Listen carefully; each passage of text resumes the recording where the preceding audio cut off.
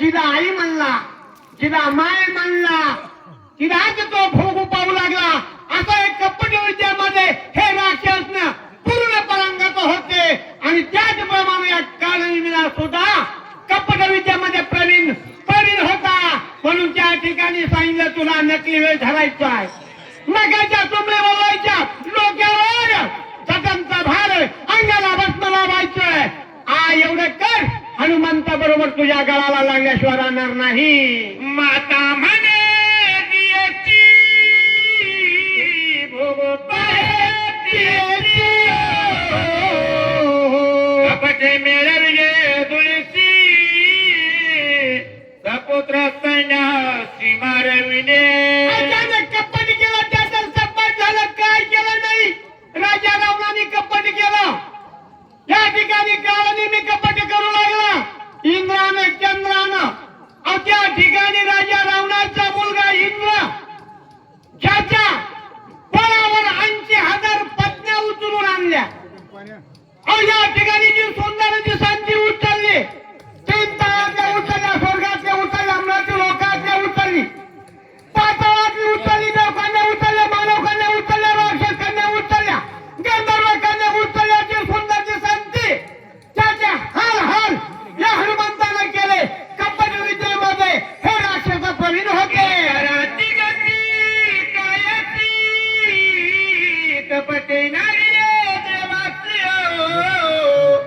ईश्वरत्व सांगणे मानसी स्वयंकेचे नागला. ज्याने कपट, कुणी कपट, ज्याने कपट केलं हे सगळे भेटीला लागले. ज्यांनी कपट केलं त्यांचं सपाट झालं. आपण होऊन पैसी मामा लागला बिके तिने द्वारपाळ केला ते खाओ उराल्या संख्ये बोलते. या ठिकाणी आपण भिकारी झाला. या ठिकाणी 2 पावलं बांधण्यासाठी जागा दिवला. त्याला त्या ठिकाणी 2 पाव करावं लागलं. अशी हे कपट विद्यामध्ये प्रवीण आहे. या लागी कपटाची वार्ता भले नोरगा सर्वता कपट करता कपिनता स्वघाताचे करावे.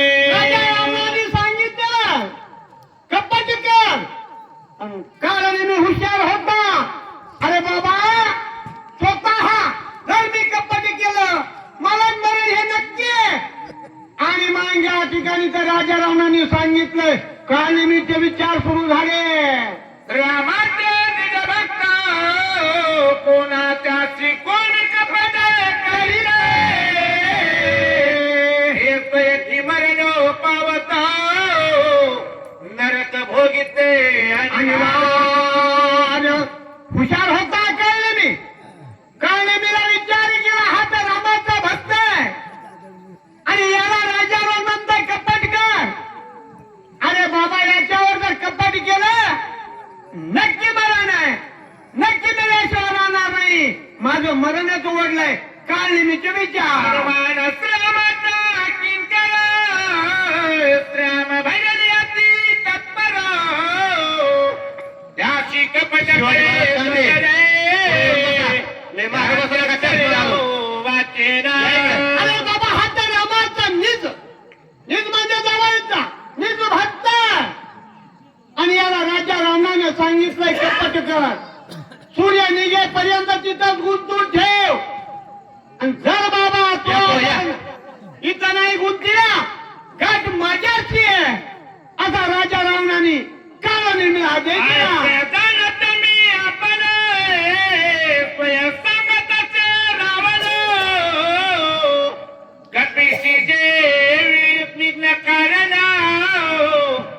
मदती मरण उडावले.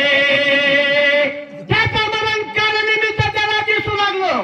त्याचं मरण त्याच्या बेटी समोर उभं राहिलं. अरे बाबा, या ठिकाणी कपट विद्यामध्ये प्रवीण आहेस तू, कपट विद्या कर.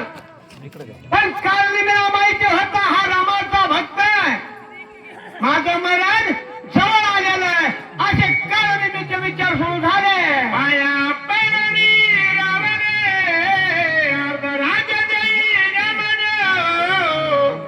मदन मालिया प्राणे राजपोने भोगावे.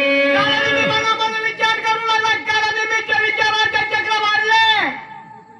अरे हा काळाने मी म्हणतोय, माझ्या पाया पडलो. अरे ते राजा तुला या लंकेचा जेल म्हणतोय. आणि मग मी जर या ठिकाणी गेलो तर काय ह्याच्या लंकेला डबडव खाली डबडव व्हायची का?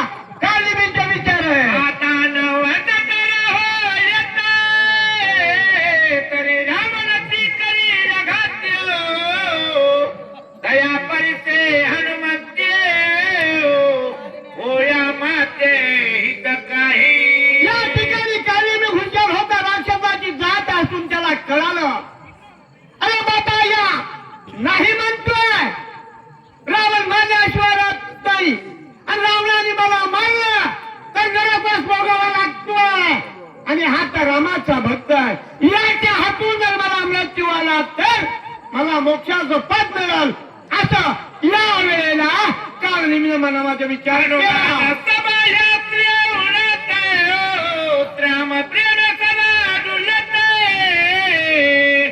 होता त्याचे निहत्य घात कृत्याचा निघालो. काल मी म्हणू लागलो, हा रामाचा भक्त आहे, राजवताच्या मुखामध्ये राम नाम आहे.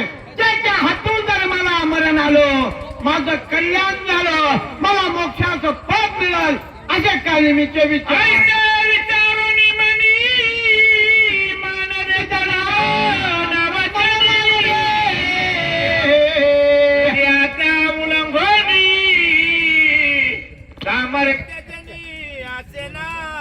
सांगितलं तू या लंकेचा राजा रावण आहे, तुझ्या मान या शब्दाला नाही कोण म्हणणार?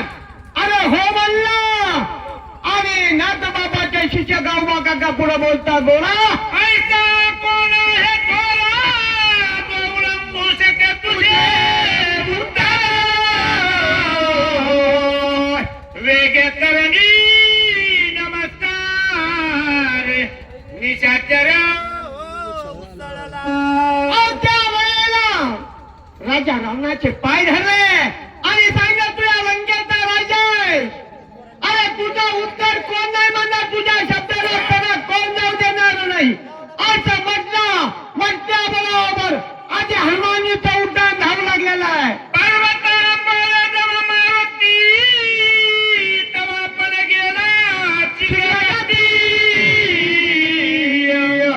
माया केल्या ती निगुती हे चित्ती परिसावे. या ठिकाणी ग्रंथ करत गाव भागा का बोलतात, अगोदर हनुमानजी गेला. त्या ठिकाणी गिरी टोलाच्या जवळ धावू लागला. हे कपटी उद्योगमध्ये प्रवीण हे आधी मागून निघाला बी, त्याच्या आधी गेला बी पर्वताच्या ठिकाणी. तिथं काय करतोय बोला.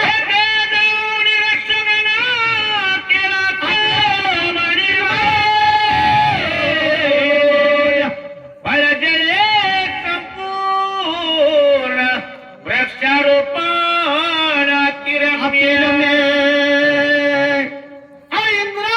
वातावरण अशोकवंतिक होत, एवढं त्यांनी मायावी बनवलं. त्या द्रोणागिरीच्या पर्वताच्या पैठाला पूर्णाचा फुलांनी फळांनी बहरलेला, जेणेकरून खरोखर हनुमंताचं मन रमल्या जाईल, अशी युक्ती त्या काळनिमीने केली.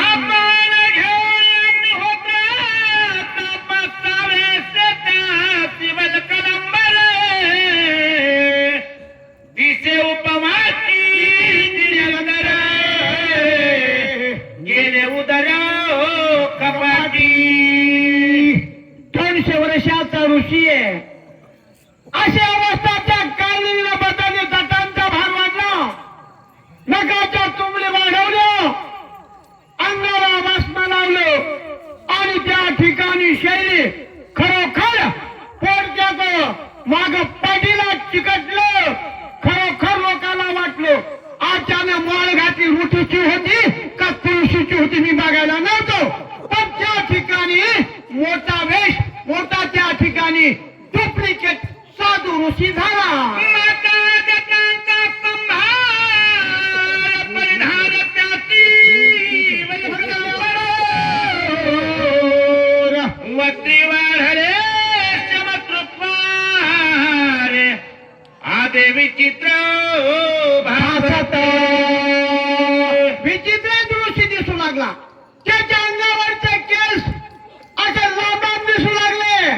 त्या ठिकाणी बाबा त्याचे डोळे लाल झाले. पोट कपाटाला गेलो आणि खरोखर जर त्याच्याकडे पाहितलं बरोबर हा 300-400 वर्षाचा ऋषी आहे. त्या ठिकाणी वल्कंबर जसा ऋषीचा वेश हुबेहूब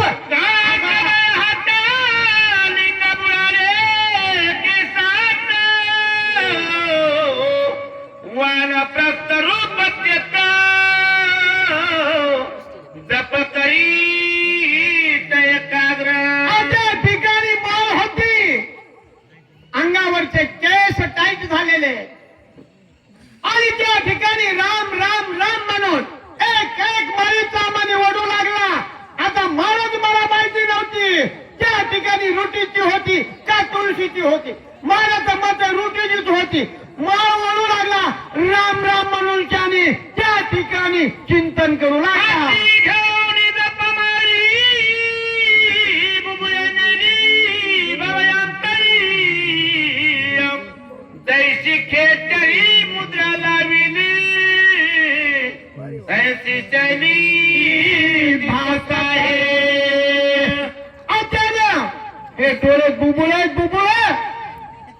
लांब नेले झाकले आते आते असे आणि हनुमंताची वाट पाहू लागला. एक एक माळ मळी ओढू लागला आणि त्या ठिकाणी आधी सांगितलं होतं रावणानं हनुमंताला रामाचं चिंतन कर. पण त्या ठिकाणी एक माळ ओढायचा राम म्हणायचा. एक असे त्या ठिकाणी अर्धा बघत होता अर्धा. कारुण्या वज्रस्नान करुण्या एकाग्र मन भगवत धरोनिय ध्यान पाह्यागमन कपीचे.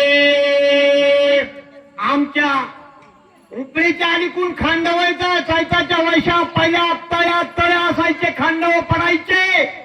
त्या ठिकाणी मासे जमायचे आणि बगळा यायचा. बगळे कसे यायचे अर्ध पकवडी करायचे चांगला अर्धवडी करायचे अर्धे डोळे झाकायचे आणि माशाला की नमन करायचे. अशा स्थितीनं अशा गतीनं हे अवलाद त्या ठिकाणी कोण हा काळनेमी हनुमंताच्या कैसा कोणी सात्विक जळवाची पुण्य श्लोक ऐसा देखा दिसत असे.